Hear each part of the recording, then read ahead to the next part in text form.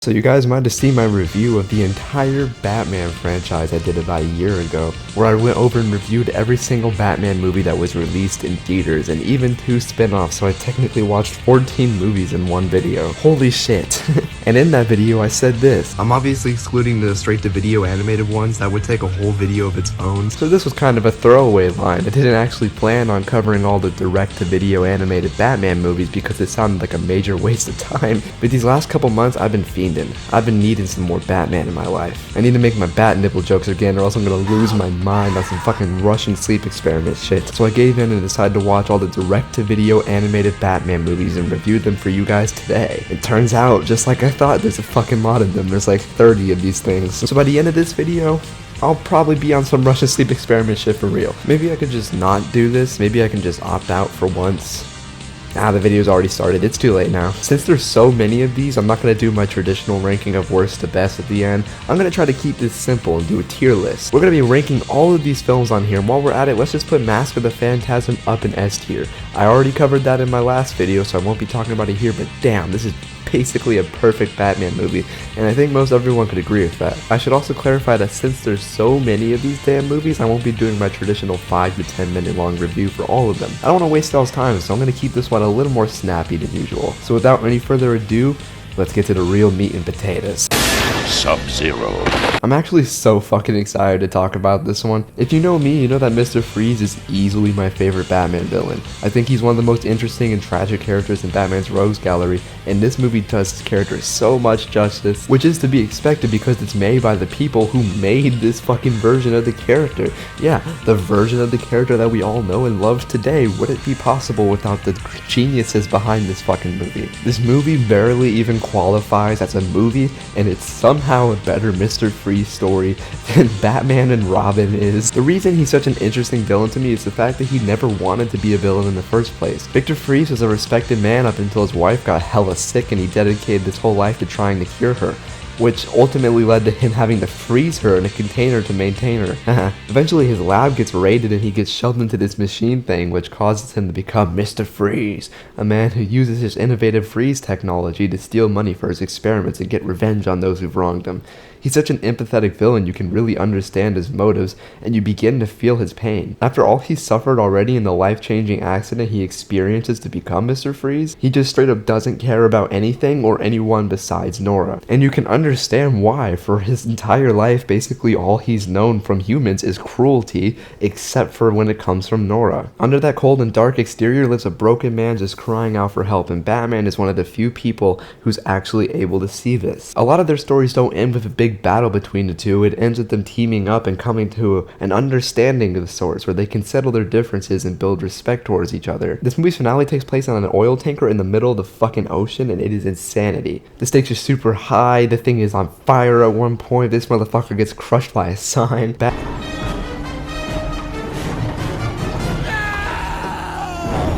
Batman and co rush as fast as they can to save all the animals and people on the ship, but as Bruce goes back to save Victor, he's too late and isn't really able to save him in time, causing him to plummet into the water right after redeeming himself. It just kind of reminds me of Spider-Man 2 in a way. A once great man is reduced to a shell of his former glory after losing his wife, so he turns to a life of crime and attempt to finish what he started, and they both die in a heroic sacrifice. Or I guess what I'm saying is, SubZero shamelessly stole this character arc from Spider-Man 2 6 years prior. All in all, it's a short little movie, and some people might even call it kind of forgettable, which I'll admit aspects of it are, but I still think this one is just really fucking great, man. A tier right away. I love this movie. Batman Beyond: Return of the Joker, the first feature-length Batman Beyond movie. This movie fucking rules. For starters, I've always loved Batman Beyond. I think the character and his world are amazing. I love the aesthetics, the action, the setting, and the writing most of the time, and I especially love Terry McGinnis. He's an amazing protagonist who is similar enough to Bruce, but also bears enough of his own uniqueness to be exciting. He's got major anger issues and street smarts, which allows him to punch or yap his way out of any situation. And the friends and family he surrounds himself with, while kinda underutilized, are still extremely memorable. Especially his big head having ass little brother. Seriously, that shit is massive. And the movie spin-off of this series, Return of the Joker, was legitimately my favorite movie as like a 5-year-old kid. And you know what? it still fucking bangs, honestly. It follows exactly what you would expect. The Joker somehow returns to life after being dead for fucking decades. Which, by the way, this is the best Joker death scene without a doubt. The setup of him kidnapping, torturing, and molding Tim's mind into becoming a micro version of him is genuinely terrifying. This shit freaked me the hell out as a kid. And his actual death itself is super simple yet iconic, and I'm sure you know it like the back of your fucking hand at this point. Everybody knows this shit. I don't even have to play this clip for you to know what I'm saying. You can just imagine it. They did actually have a separate death scene that was supposed to be less dark, but it's literally just a Joker electrocuting himself. But somehow he's back and he's better and stronger than ever before. He has this sick gang, all with unique designs and cool set pieces to go with them. I especially love the opening chase through the fucking sky, or that one in the club that has the dopest fucking color schemes. I always love the style design so much, and in my opinion, it holds up super well. Seeing Joker take on a new Batman is exciting, especially since he just assumes he's gonna know this game like the back of his hand. But instead, this movie emphasizes the fact that Terry is very much his own Batman, and he's able to use his street smarts and also sexual assault to defeat the Joker. The final battle itself is so cool, it's hard hitting and brutal. I just love it, and seeing Terry best the Joker is just so satisfying. And aside from them, I love how Bruce is handling this film. He's very understandably afraid of the Joker's return, which Terry doesn't seem to understand at all. But trust me, he fucking learns. Unraveling this movie's mystery along with the characters is so fun. Yeah, the plot twist that the Joker is just using Tim's body really isn't that shocking, but it's still an interesting premise. Honestly, I could probably ramble on and on about this movie, but we still have so many more to go. So I'll just give this baby a motherfucking S tier and let's move on. Mystery of the Batwoman is kinda slow. It's a fine movie, but it's not nearly as engaging as I remember it being as a kid. The mystery is pretty simple, but the character of Batwoman is pretty fun, I guess. Looks like she stole the fucking Goblin's glider somehow and is using it to wreak havoc on all her worst enemies. I've never been a big fan of her design. It's kind of bland. Speaking of bland, so is her personality, which is pretty disappointing considering she's one of the title characters of the fucking movie. She's sassy and sarcastic or whatever, but I don't know, it just kind of feels like another version of Catwoman. For all their great qualities, I think the animated series writers maybe just struggled to write convincing women at times. Also, Batman's here too. The movie has some solid action sequences as you would expect at this point. The series, this animation is fantastic and timeless, and the movies kind of tend to be that way too. Despite its age and its pretty unoriginal plot, I still think it's a pretty fun movie. Penguin and Bane team up to hunt down Batwoman, which is a dope fucking pairing. I wish we could see more of it often. Penguin's selfish tendencies and overall snarky behavior creates a nice pairing with Bane's all business all the time kind of mindset. But damn, is this one forgettable. I remember watching as a kid and nothing about it stuck out of my memory at all. And I just recently rewatched it for this video and I'm still struggling at things to say. It's solid enough and it's a pretty entertaining Batman movie. You'll basically get exactly what you'd expect, but it's nothing compared to the other animated series films. C tier. Batman returns to face his most fearsome enemy yet in the Batman vs. Dracula. The Batman is a painfully underappreciated series and one of my favorite Batman adaptations ever. I love the dark aesthetic and the fact that the sky changes colors all the time. I love the gothic look of Gotham. And the insane character designs. Like, look at the Joker, that shit's terrifying. I love the fact that this show focuses on villains like Man-Bat and Scarface, slightly lesser known Batman villains who hardly get the attention they deserve. This show as a whole is a major factor in my love for Batman as a child, and the series itself still holds a special place in my heart to this very day. But did you know that this series had an amazing spin-off movie where Batman fights fucking Dracula himself? Probably. I mean, you're watching a long-ass review of animated Batman movies, you've probably heard of this before. This movie's fucking badass. It's dark and gritty, but still extremely fun. The action is dope, especially that scene where Joker fucking dies.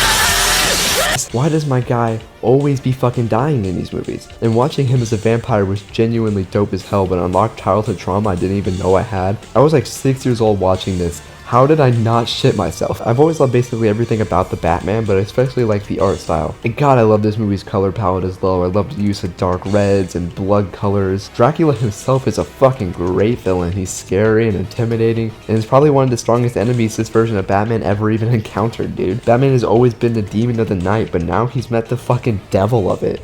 Oh, come on, I'm sorry, I'm fucking sorry. A tier, I don't even care. This movie's good. Yeah, it's alright.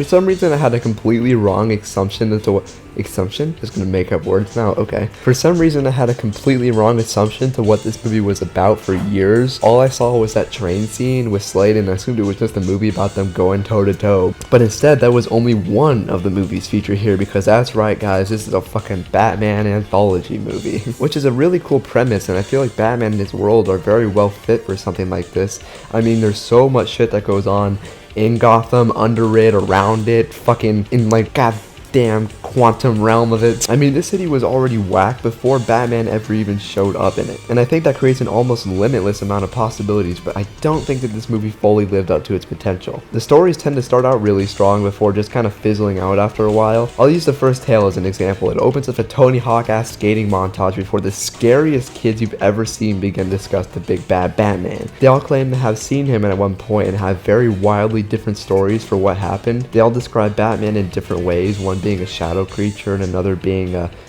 giant bat, I guess.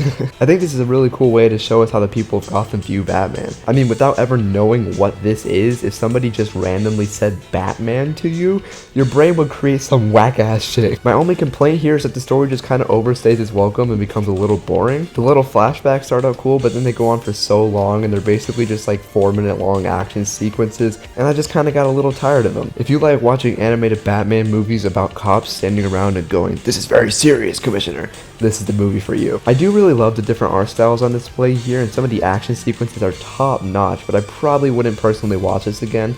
Like I said though, the idea is sick as hell and I think it could be done better with another attempt. C tier. This movie fucking rules on so many fucking levels, man, and I'm so glad I get to rewatch it for this video. This movie was great at the time and it's even better now. I think it's something that a lot of people need to re-experience. What I mean by that is for like the last decade now, all people want to do is pit Batman and Superman against each other. All they do in recent animated movies is argue with each other, and in Justice they're at war with each other, and in their first live action movie together ever, they were trying to fucking kill each other. What the hell is going on, man? I've always found that Superman and Batman share one of the best friendships in any comic book media ever. They can get on each other's nerves or call each other out, but at the end of the day, they're best fucking pals. They have this kind of unspoken understanding of each other and how they operate. They both know what it's like to be alone and misunderstood. They both know what it's like to lose the person that taught them everything. And sometimes their moms even have the same name or whatever. My point is, these two have a lot in common despite their very different childhoods, and it creates a really great dynamic. I wish we could see it depicted properly on screen. One of my biggest hopes for the DCU is that they'll somehow get this relationship right for once. Please don't make them like 20 years apart in age again. Please don't make them fucking hate each other. And this movie just delivers on what I need, man. We get to watch as Batman and Superman team up, as President Lex declares them enemies of the people, so they basically just spend an hour going from location to location, bantering with each other while beating up buff teenagers. Anyone who was watching this video while doing something else probably just stopped and looked at their screen in confusion, but now you feel stupid, don't you? It was just Shazam, I was just talking about him. Speaking of which, I really love this movie's lineup of characters. This film put me onto a lot of cool DC characters that I wasn't familiar yet with as a kid. I think I thought Captain Atom and Major Force were brothers, and it even features one of my favorite Superman villains like Metallo. James Gunn, I am fucking begging you to put this character in a movie sometime. There's been like 6 live action Superman movies already, and the fact that he's not in a single one of them drives me insane. We got Richard Pryor in a Superman movie before we got GTA 6. I mean, we got Richard Pryor in a Superman movie before with Metallo. There's also not really much to say about this film other than the fact that it's just a really good and fun time overall, but it doesn't really have much to provide other than cool fight scenes and some fun Batman and Superman moments. But it's definitely one I'd throw on again if I was bored enough or I just needed something on in the background while I cleaned or some shit. B tier. Luckily for us, we're not done with the Batman and Superman content just yet, as now we gotta watch Superman/Batman Apocalypse. Who names these movies, man? And what do you know, this is apparently a sequel, in which I'm surprised I didn't know about until I did research for this video. This time they're going up against Darkseid as he tries to take Supergirl under his wing or whatever. I don't know, the story's not really what we're here for anyway, it's the characters and their bonds. And punching. Lots of punching. This movie provides punching in bulk, and it also provides another great cast of characters. It's also extremely simple, just like the first one. You don't really need to think about it too much, you can just throw this movie on and have a good time. It honestly just kind of makes me feel like a kid again when I watch these movies. I really kind of wish I knew this one was a thing when I was a kid because I would have fucking loved it. C tier. Everyone and their mom knows the death in the family story at this point, and it's kind of oversaturated, I guess, but it's still an undeniably great Batman story.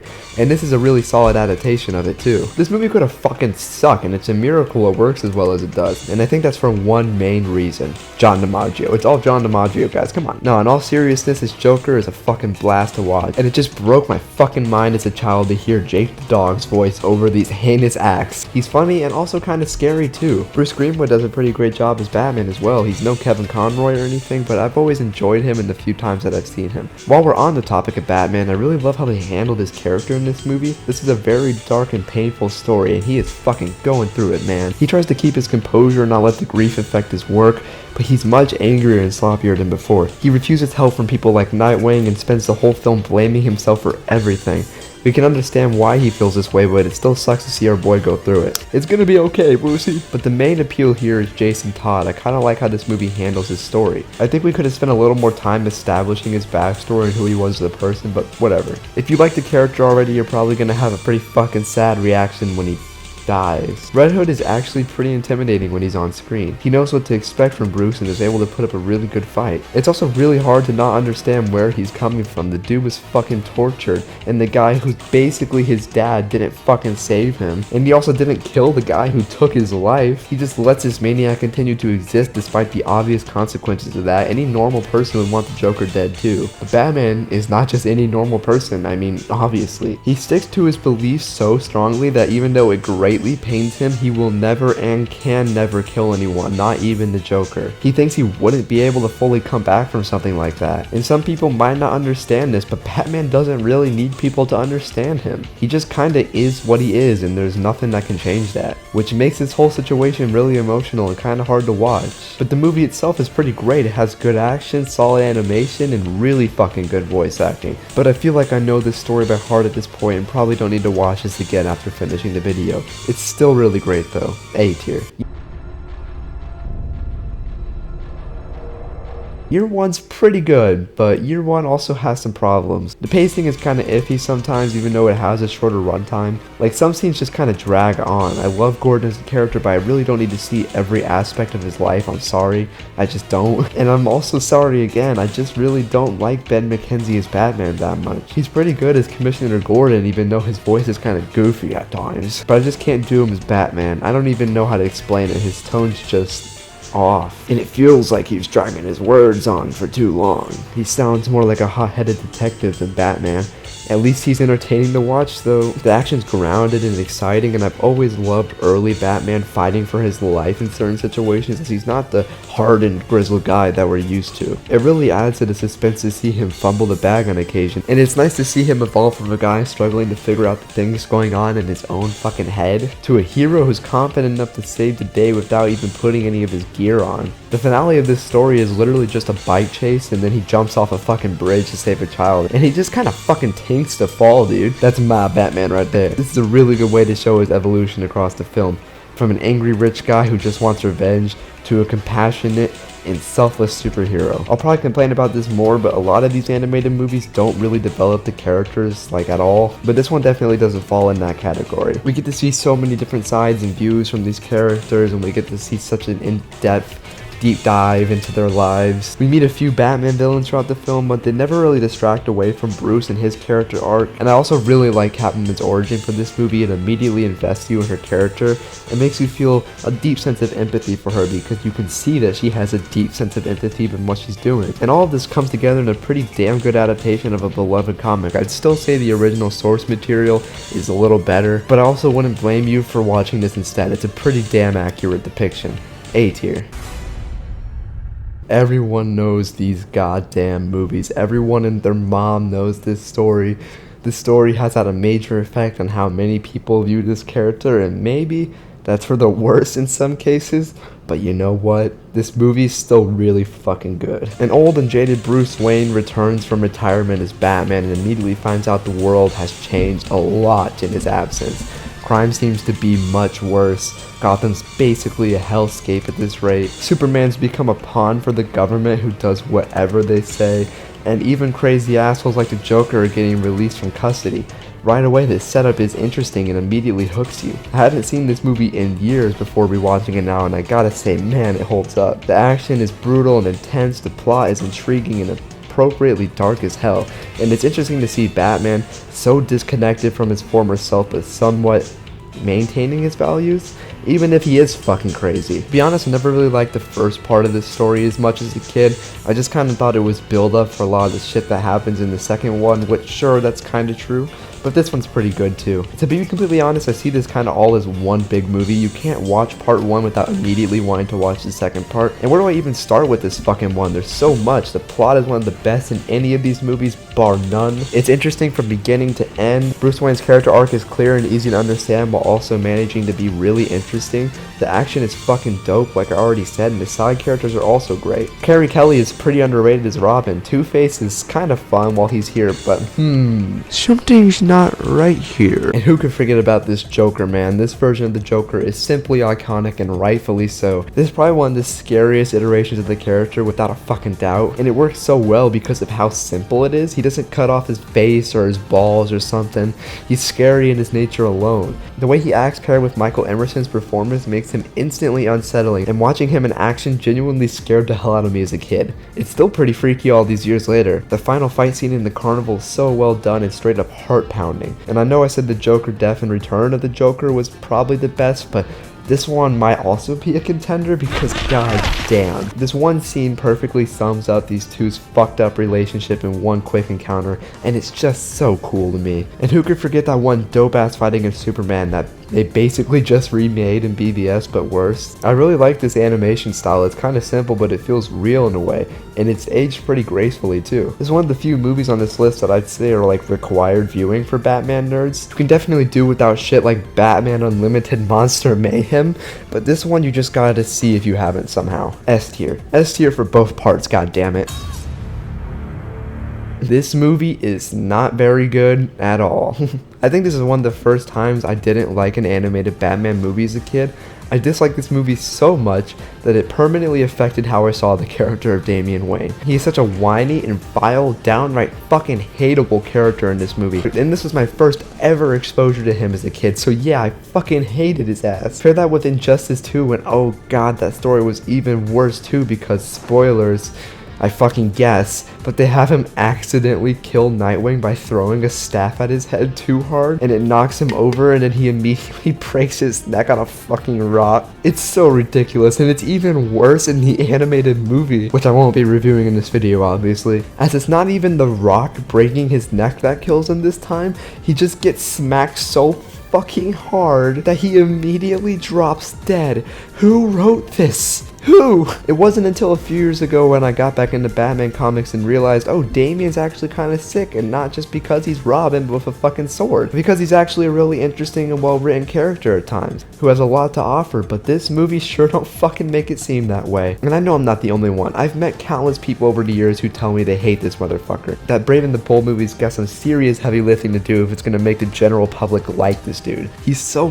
fucking annoying in this movie that any interesting character development is completely overshadowed. Hell, it doesn't even feel like they were trying to develop his character. He starts out as an asshole, and at the end of the story he's an asshole, but now he's also Robin. This is a really bare bones adaptation of his origin, and that's about it. They don't take any risks, they don't do anything fun, it's very formulaic and extremely cut and dry, which is a problem that a lot of DCEU movies share in my opinion, and something that we'll be going more into as I get into the fucking bulk of these movies. I've been watching a lot of fucking Batman recently, so I'm kinda tired of every movie being the same fucking thing. I've had way more fun watching the weird and stupid movies on this list over any DCEU ones, cause at least I know they're trying to be something new. Hell, at least I know they're trying to be something at all. And I know I've called a few of these movies forgettable so far, but I really mean it with this one. The only thing I remember about this movie before I rewatched it is that I hated Damian Wayne, and I just rewatched it a week ago and I already forgotten basically everything about it. Generic fight scene, yell yell yell yell, generic fight scene, movie over. I just don't like this movie at all, y'all. This one's kind of personal, but I'm gonna give it an F tier. Now this movie's a lot of fun because it's basically just a glorified Suicide Squad movie, and I'm a simple guy.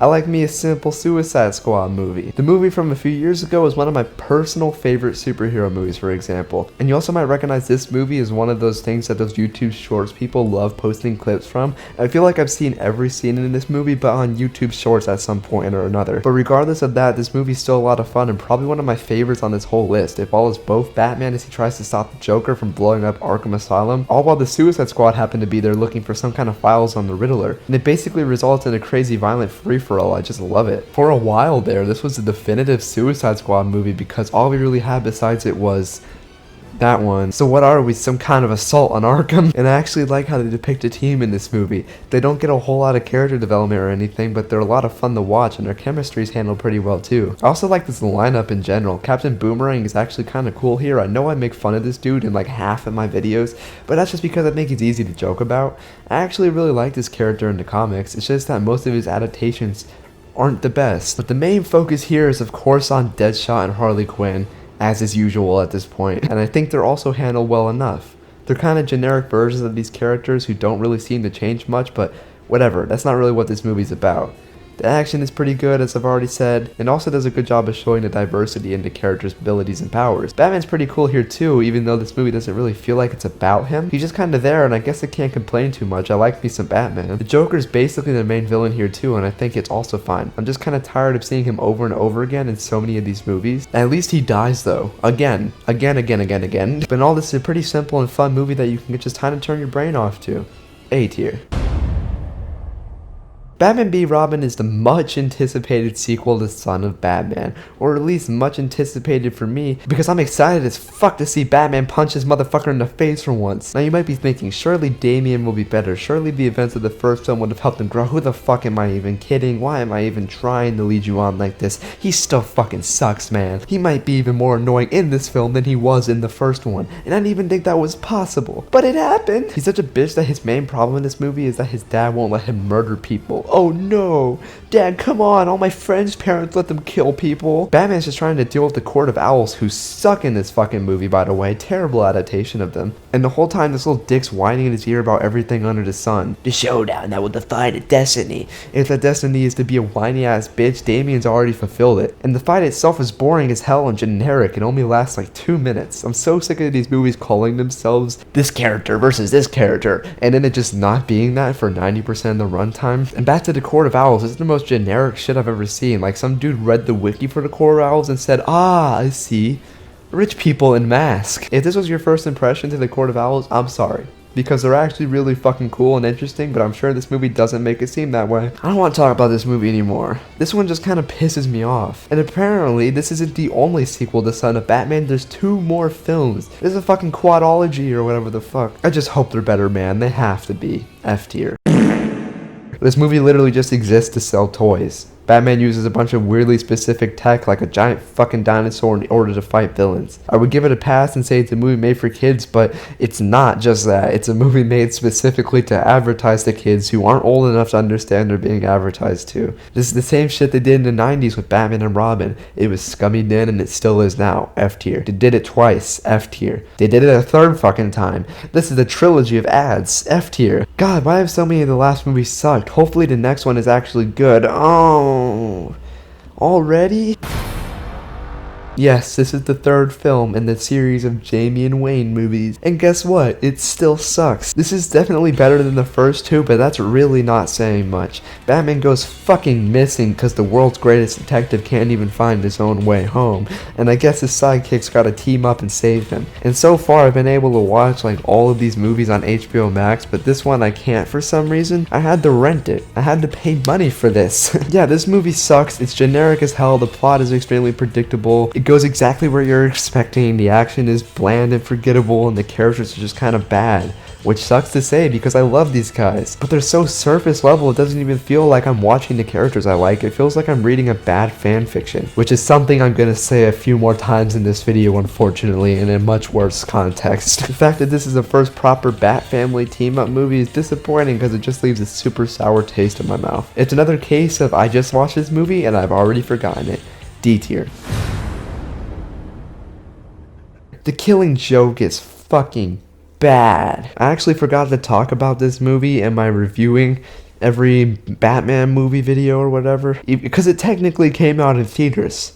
I forgot about that. I think I chose to forget that this movie even existed. And then I saw it again on this list and I said, oh no. Everyone likes this comic. It's great. It's well drawn. It perfectly encapsulates the relationship between Joker and the Batman. This is one of Baby's first Batman stories. And I'm not just saying that either. This is literally the first Batman comic I ever got when I started collecting them, dude. That and The Man Who Laughs, because I guess I was really into the Joker at the time. But in 2016, they announced a movie and I was excited as all hell because it had all the necessary pieces to make a good Batman movie. It has a great story and a phenomenal cast, but somehow in the weirdest turn of events, it was bad. They somehow fucked it up, somehow. And even though this shit came out like 8 years ago, I'm still mad about it. There's gonna be people who watch this movie and think Batman and Batgirl just be fucking in the comics.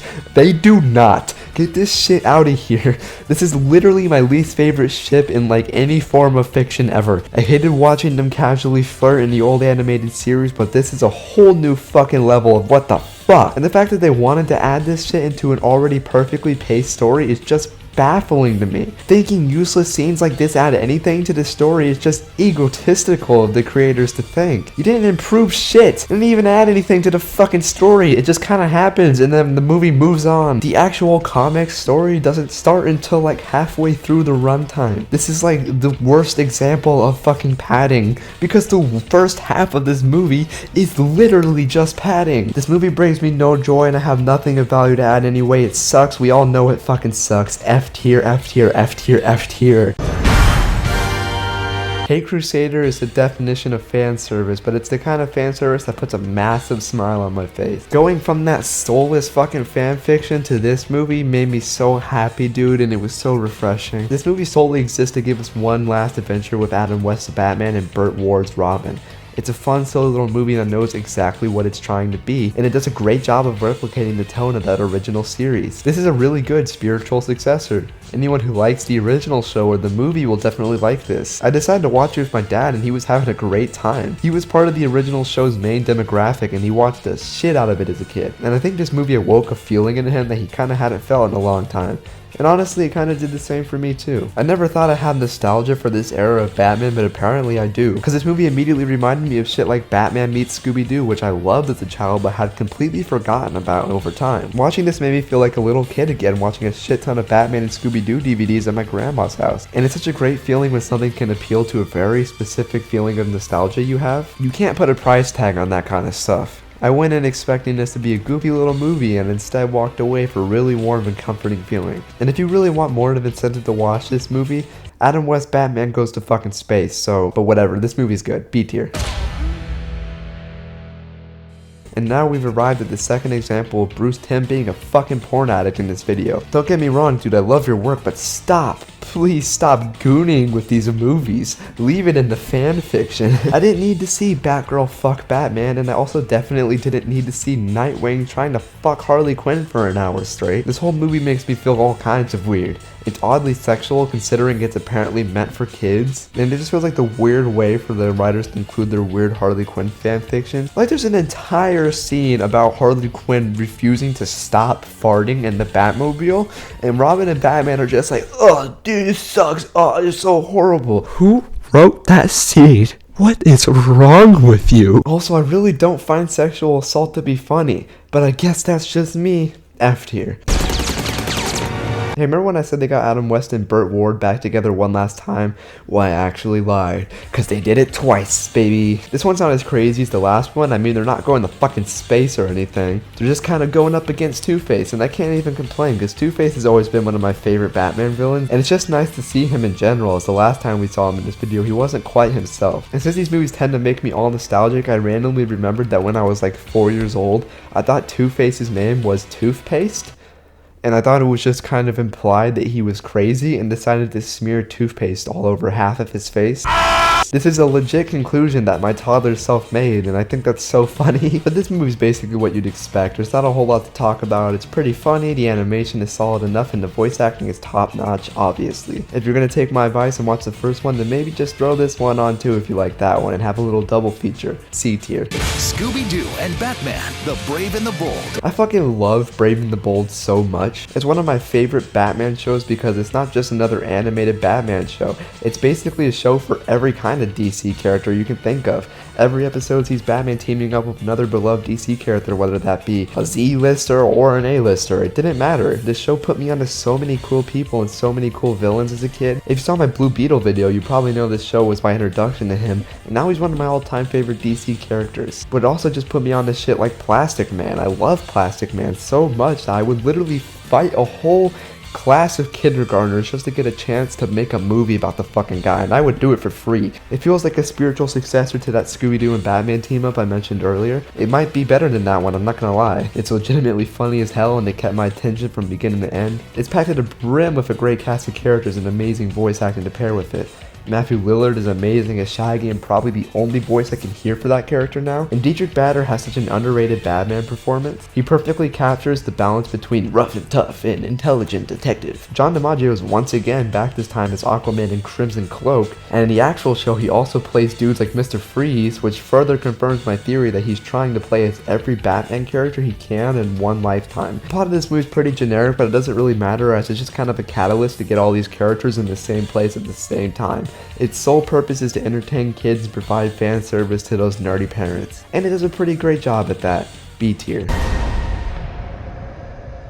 Guys, I guess I'm just a fucking sucker for steampunk aesthetics because this movie really got my ass, man. I just loved looking at the art style and the world. I kept expecting fucking Corvo O'Tonnell to pop out at any moment. It's just kind of about Batman hunting down Jack the Ripper, and aside from that gimmick, it's nothing new for a Batman movie. The main appeal here is the aesthetic and the world that we get to see. And also Hugo Strange's legs getting ripped off is pretty cool. Bruce Greenwood returns as Batman, and once again he's doing a pretty fucking good job. John DiMaggio is once again here too as Commissioner Gordon, which further confirms my theory. The rest of the voice acting is nothing to write home about, but it works pretty well. The action's pretty fun too. Usually I'm not all that impressed with these movies' action sequences. They're good, but nothing groundbreaking or anything, but I actually felt kinda on edge during certain encounters here. And I really do like the mystery aspect. I like my Batman tales to have a bit of mystique in them. I mean, he's a fucking detective after all. I will say that this movie does kind of overstay its welcome a little. There's a lot of scenes of people just standing around and saying stuff like, "Hey, that Jack the Ripper guy is pretty bad, huh? And he's killing a lot of people. I guess we should stop him." Yeah, like no shit. Can we get back to the cool part where Batman beats up poor people, please? And this is honestly just another one of those films that I don't have much to say about, but it's pretty good. And you'll probably get what you expect out of it. But once again, that's about it.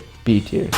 Lord Batman. Batman Ninja is Batman if he was a ninja. Actually, that's a fucking lie because he's kind of a samurai. I don't know why this movie's called Batman Ninja. It's not as simple as all that though. He gets trapped in ancient Japan by Gorilla Grodd. It's a whole song and dance that we don't have time to get into. What we're all here for is shit like this. Hell yeah. I love the action. I also kind of love the story too. Why not? It's pretty interesting. At this point, I was starting to think I've heard every single kind of Batman story, but this movie literally opens by calling me a fucking idiot for thinking that.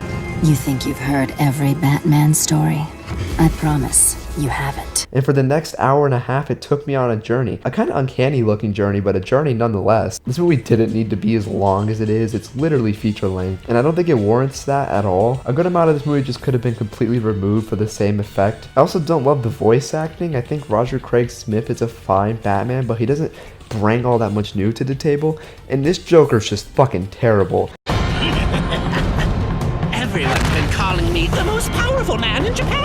I don't know if I can really put this into words, but they're kind of doing that thing where they try to sound like Cesar Romero and Mark Hamill at the same time, and it just never works. Also, I can't lie, I don't love the art style or the character models that come with it. Like, why does my boy Nightwing look like that? Why do all the female characters look so... Yeah, this movie's kind of strange, but it's definitely entertaining and really sticks out amongst the other films. I was surprised I never really heard anyone talking about this. It's definitely out there. But aside from the premise and the decent action, it's not that memorable. Or really that good either. D tier.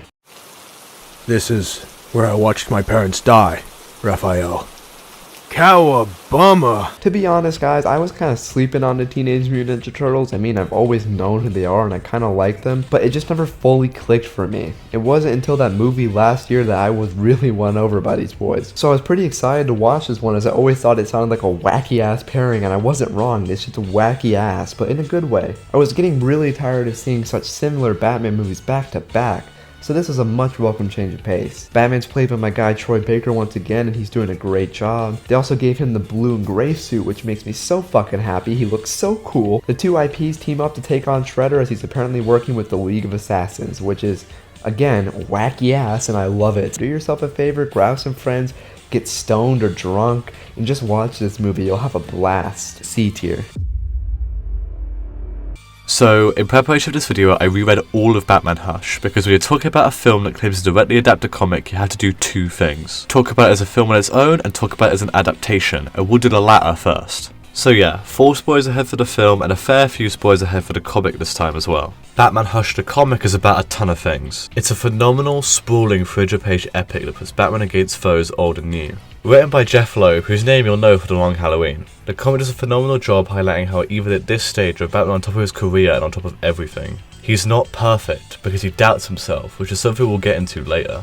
The opening of Hush the comic is probably the best of any Batman comic for me, not that I've read a ton, so take that with some salt. But Batman is, when you boil it down, just a man, and this comic wants to highlight that as much as it can. Even with him at the top of his game, he's still making mistakes and he still fails. Now, the film doesn't do this as well as its source material. Turns out, without an almost perfect writing team with a lot of inner monologue, making Batman seem as experienced and thoughtful as he needs to be for this story to work is a real struggle. But I still want to commend the writing team for trying their best. Unfortunately, without this inner monologue and the film's extremely fast pace, it's much harder to understand Batman's struggle in the film. For one, because this film is only about an hour and a half, it either needs to cut stuff or condense stuff. Huntress, removed from the story and replaced with Batgirl, and she's only in one scene. All the Tim Drake stuff is got as well. I think part of the reason for that is because the film is trying to tie into the wider DCAU that was around at the time, but I'm not going to comment on that much as I haven't seen all of those films. But I think that it hurts the film version of Hush a lot, because in 2002, when the Hush comic came out, the Killing Joke still weighed heavy in the world of Batman. When reading Hush, the Killing Joke comes up a lot. Barbara is still paralysed, Jim's wife is dead, Gordon has left the Force, and Jason Todd is dead too. Which all adds up and comes together and makes for this phenomenal scene where Batman nearly kills the Joker, because the Joker has just killed Batman's best friend, another friend. A friend in the comic, much more than in the film, has a fair few scenes that are shown to be a really stand-up dude. Even if you don't care about him in the comic, you care about him because Bruce does. Tommy is deliberately not the most developed in the comic because he's not super important as a character. What he means to Bruce is the most important part. Both of Tommy's parents are dead too, they were both childhood friends, and Tommy always seemed to get and understand Bruce. Tommy's words and things that he said that have impacted Bruce are constantly repeated throughout the comic. But he's criminally underdeveloped in the film. He gets 3 scenes in the entire film and none of the flashbacks, so you just don't care for him. And you barely know why Bruce does. But that murder is the entire motivation for Batman to kill the Joker in the film, because in the film, the Killing Joke is never brought up, and you assume it's not happened. Gordon is still in the police force, Barbara is still Batgirl, and Jason doesn't even exist in this film. So this scene comes out of nowhere in the film and just feels really weightless, where in the comic, Jenkins' speech that even with everything that's happened, his daughter's crippled, his wife's dead, his life is basically ruined, he still doesn't want Batman to kill the Joker. And that's one of the reasons why this scene is the best in the entire fucking comic. It's brilliant. It's also heavily complemented by this comic's overall stellar art that throughout is great, but in this scene in particular, where the borders of the panel go red as Batman is consumed with bloodlust. Oh, and these flashback aesthetics throughout the comic that just look so gorgeous. God, it's great. It's such a good comic. But the scene just rings so hollow in the film because it has none of the foundation that makes the scene in the comic hit so hard. Now, don't get me wrong, I just had a lot of these changes. I really like replacing Killer Croc with Bane at the start of the film. Without Batman's inner monologue, using Bane means that the audience can better tell that he's stepping out of his normal ballpark.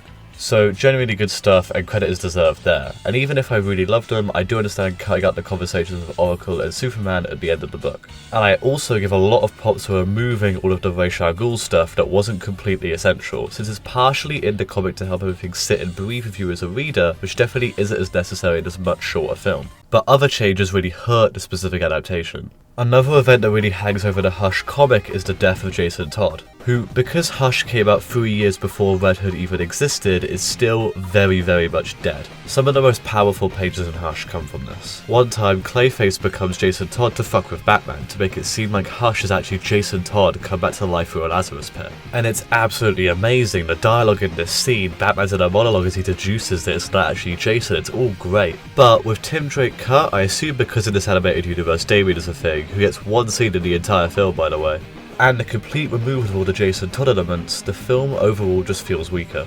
Hush in general also feels a lot weaker as a villain. In the film, he intimidates and manipulates a lot of Batman's foes into working for him instead of the really smart ways he got them to work for him in the original comic. And it makes Hush lose a lot of his uniqueness. Part of the reason that Hush is genuinely one of my favourite Batman villains is because of how smart he is in a really natural way. How he's able to get Batman's Rogues Gallery to work for him in ways that they would genuinely want to work.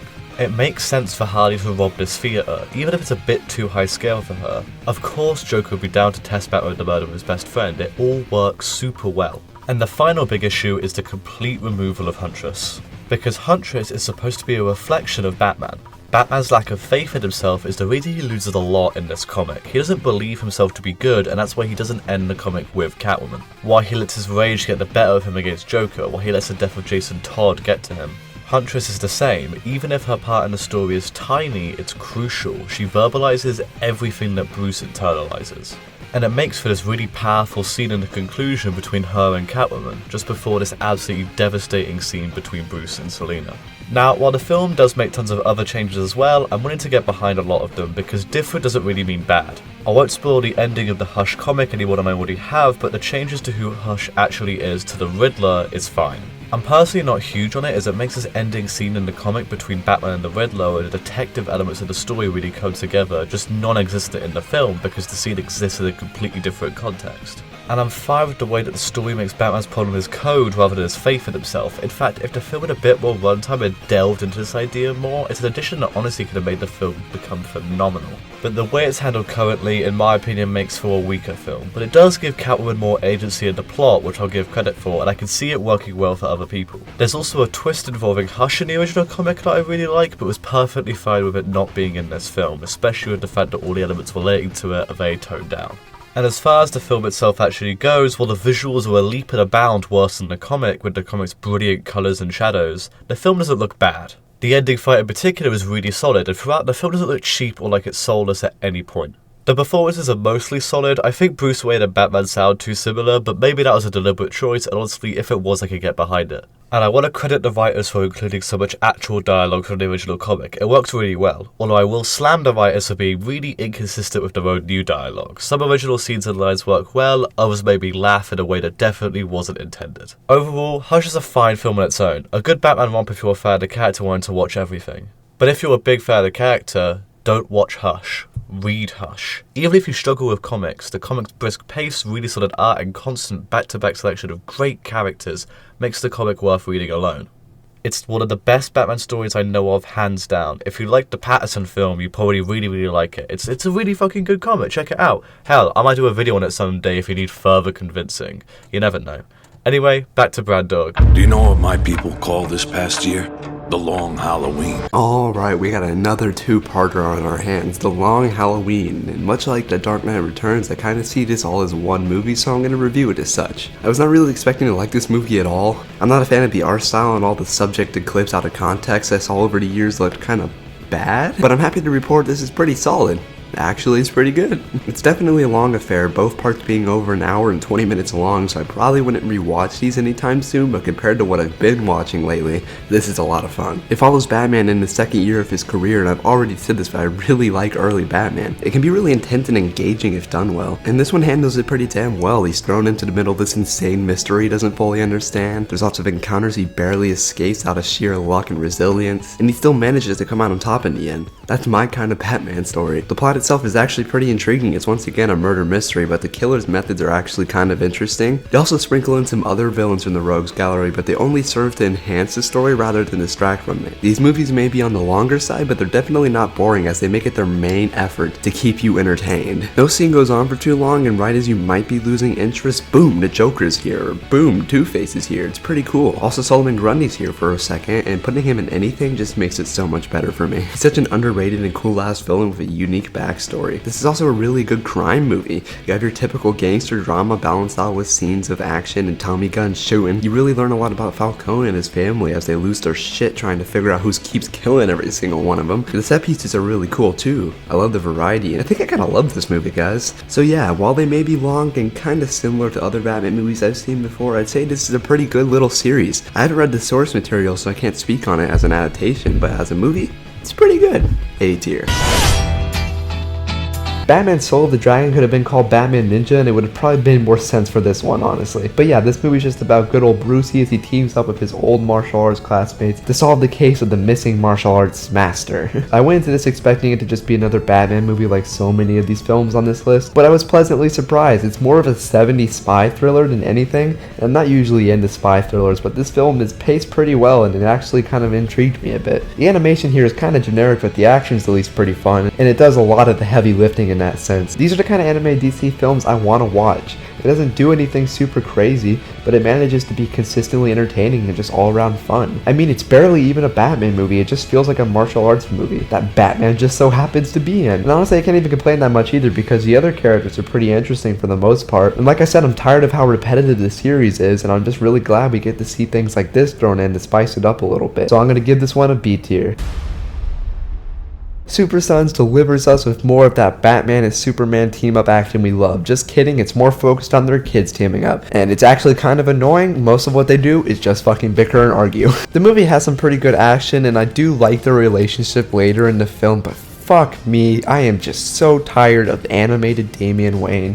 He is a bitch in every sense of the word, and his bitchiness just distracts from any character that Clark's son could have had. See, I just called him Clark's son because I don't remember his name off the top of my head. That's how uninteresting he is in this story. So yeah, I'm getting tired of these ones. Stop putting Damian Wayne in these movies unless you're actually going to write him to be good, please. D tier.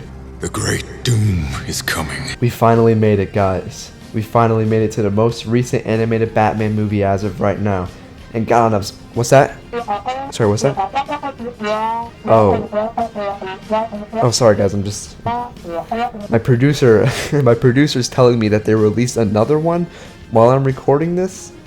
I guess this isn't the last one. We got to talk about that one next, I guess. I am so glad to basically be done. I was pretty excited for this one for a few reasons. One, it's apparently a spiritual successor of sorts to Gotham by Gaslight, which is pretty cool. And it's also about Batman facing off against Lovecraftian monsters, which is the coolest premise so far without a doubt. And you know what? This movie actually kind of delivers on that. I think I prefer it to the original Gaslight. Sure, it has its problems like most of these movies do, like the pacing is iffy once again. This probably didn't need to be an hour and a half. There was multiple points where I was just straight up bored and even looking at my phone, which I hate doing during movies, especially when I'm watching them for a video. The action is exciting. Watching Batman fight Lovecraftian monsters is about as cool as you'd expect. The plot itself is kind of forgettable. It mostly just acts as a catalyst for the action and the set pieces, and I'm okay with that. It's still leagues better than anything like Son of Batman. I don't know if you can tell, but I fucking hate that movie. The action scenes are cool as hell, the visuals are pretty exciting, and I think I prefer the overall aesthetic of the first film a little more, but I still like this movie's look a bit too.